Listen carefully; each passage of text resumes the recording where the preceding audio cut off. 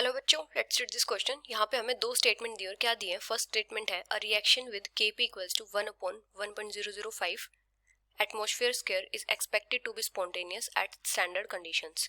और statement second है reactions with negative delta G not will be spontaneous at standard condition. और options क्या दिए हैं। Statement first is true, statement second is true, statement second is the correct explanation of statement first.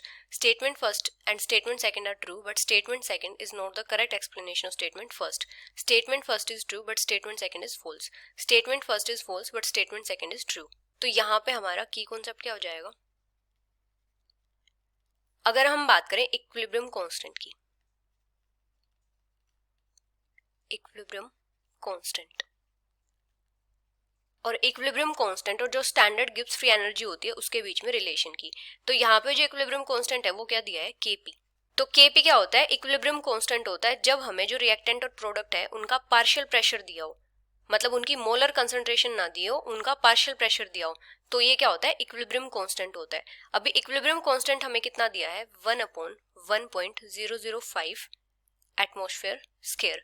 अगर हम इसको बार में convert करेंगे तो जो 1 एटमॉस्फेयर होता है ये किसके इक्वल होता है, 1.01325 बार। तो यहाँ पे क्या हो जाएगा, Kp equals to 1/1.005 into 1.01325 square bar square. तो इसको जब हम सॉल्व करेंगे तो Kp की वैल्यू कितनी आ जाएगी, 1.021 बार स्क्वायर। तो ये हो जाएगी Kp की वैल्यू। अभी यहाँ पे जो Kp है इक्विलिब्रियम कांस्टेंट, ये क्या है, ग्रेटर देन 1 है।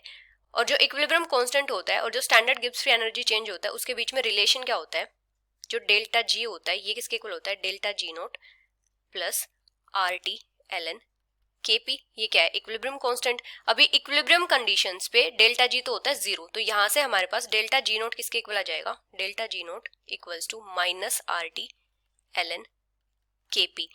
अभी Kp की वैल्यू जितनी ज्यादा होगी, मतलब पॉजिटिव होगी, उतनी ही नेगेटिव डेल्टा जी नॉट की वैल्यू आएगी। अभी जो Kp है ये है ग्रेटर देन 1, तो इसका मतलब ये पॉजिटिव है, तो जो पूरी वैल्यू होगी वो क्या जाएगी, नेगेटिव आएगी। तो जो डेल्टा जी नॉट होगा ये क्या जाएगा, नेगेटिव वैल्यू आ जाएगी इसकी।